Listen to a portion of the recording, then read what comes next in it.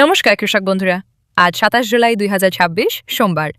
দেখে নিন নদিয়া ও মুর্শিদাবাদ জেলার পাটের সর্বশেষ বাজার দর। প্রথমে নদিয়া জেলা। নাজিরপুরে নতুন পাট বিক্রি হয়েছে ১০,৩০০ টাকা থেকে ১১,০০০ টাকা প্রতি কুইন্টাল। করিমপুরে ১০,২০০ টাকা থেকে ১০,৮০০ টাকা তেহট্টে, ১০,১০০ টাকা থেকে ১০,৯০০ টাকা চাপড়ায়, ১০,৫০০ থেকে ১১,০০০ টাকা।